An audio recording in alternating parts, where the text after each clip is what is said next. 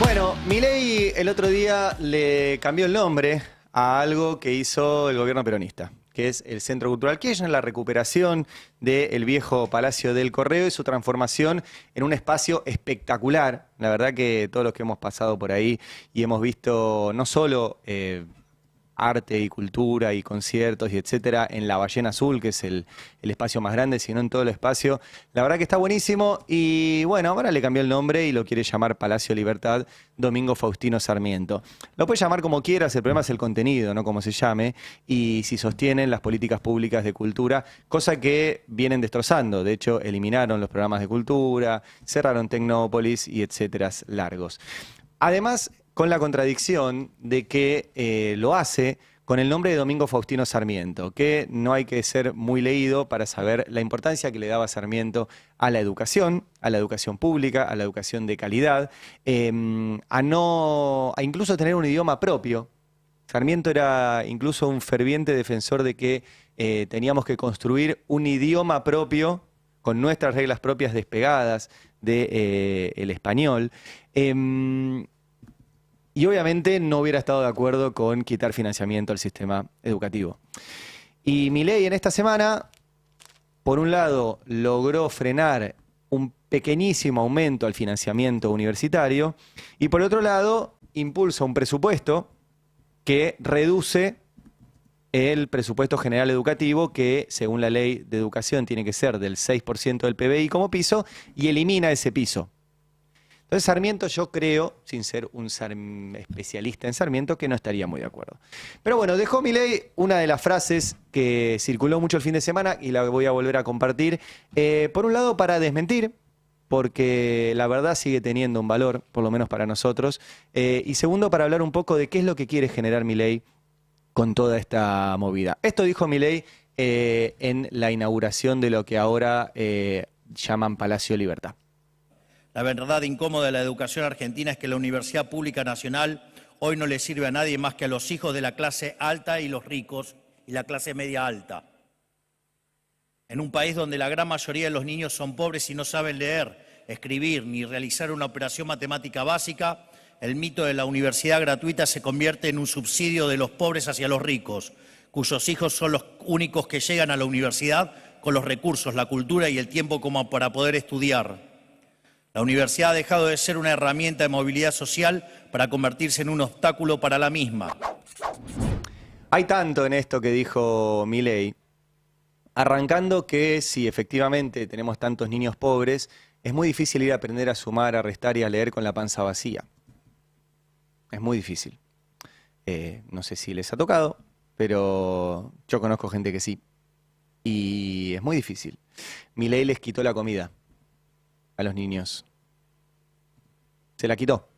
Se la quitó en los comedores, en las organizaciones sociales, y la quitó también en buena parte de los comedores escolares, porque no les manda la plata.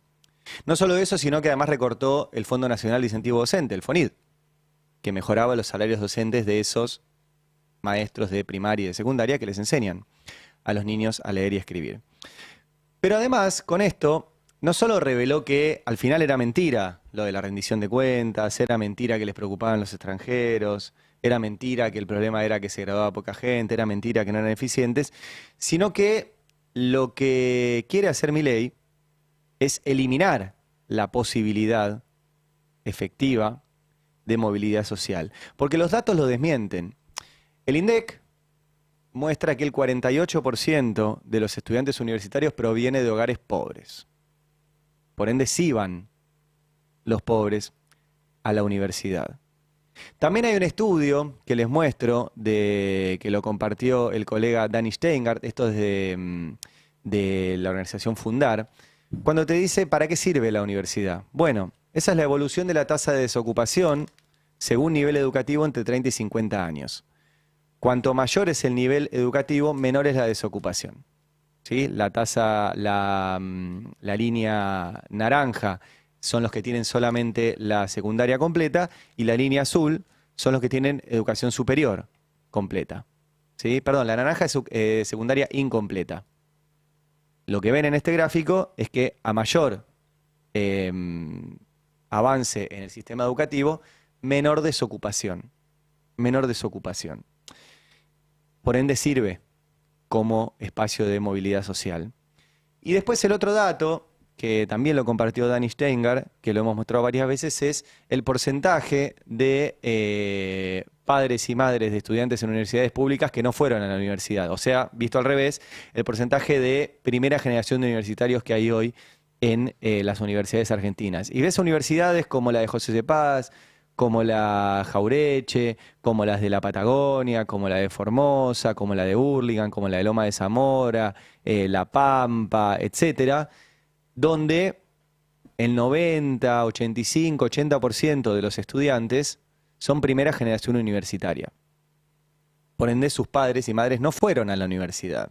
Aclaro algo también, no es que si no vas a la universidad no tenés posibilidades en la vida, no tenés movilidad social, no servís, porque también por ahí se puede colar ese discurso y creo que no es el objetivo.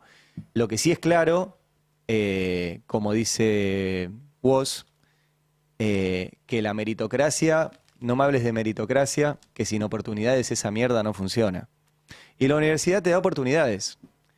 Porque te formás, porque te da conocimiento, porque te da relaciones, conocés gente en la universidad, profesores, compañeros de cursada, etcétera, y es una enorme herramienta que efectivamente, y se verifican los datos, te genera una posibilidad mayor de inserción laboral, de crecimiento profesional, de desarrollo, etcétera.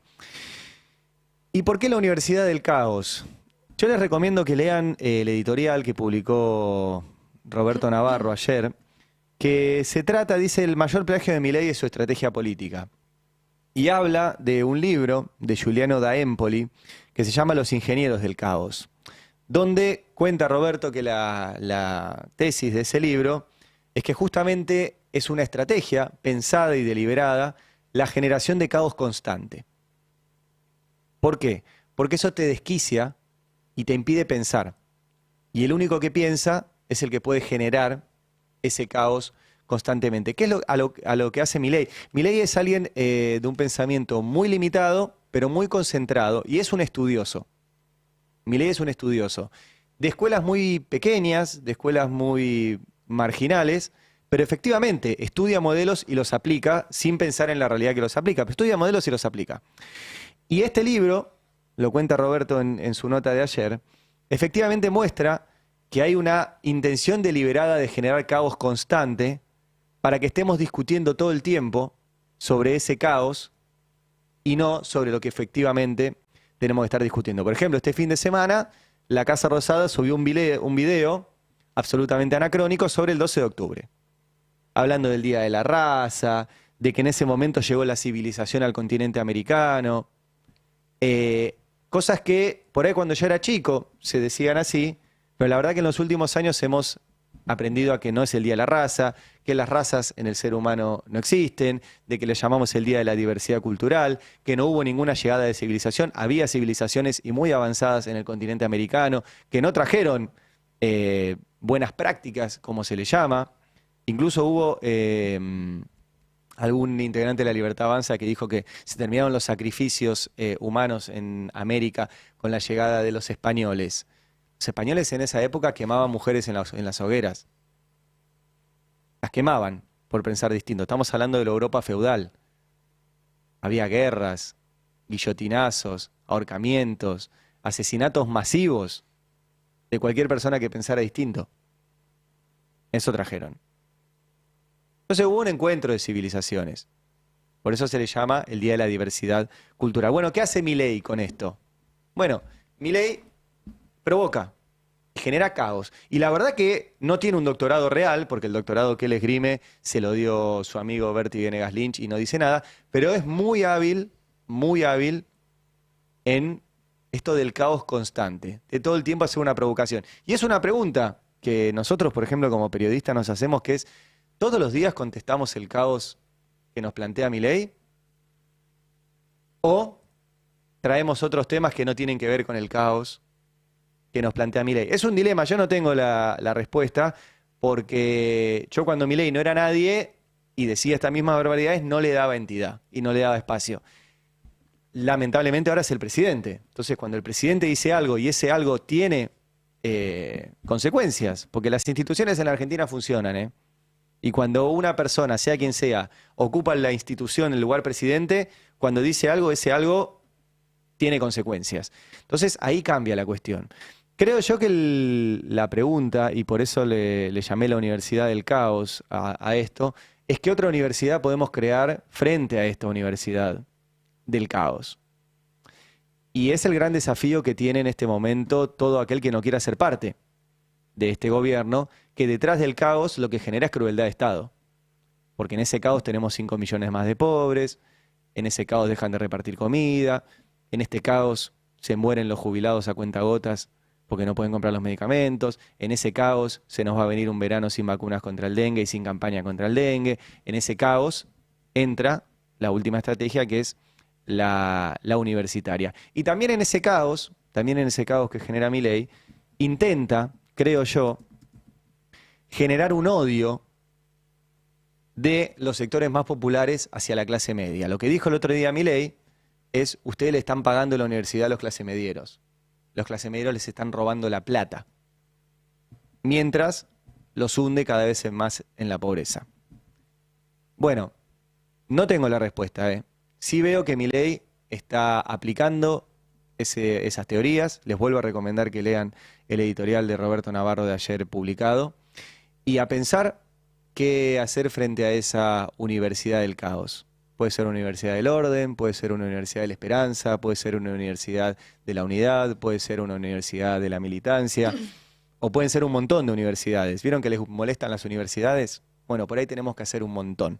Pero en estos días está primando la universidad del caos y por lo menos vale la pena comprenderla y pensar un poquito qué hacer frente a eso.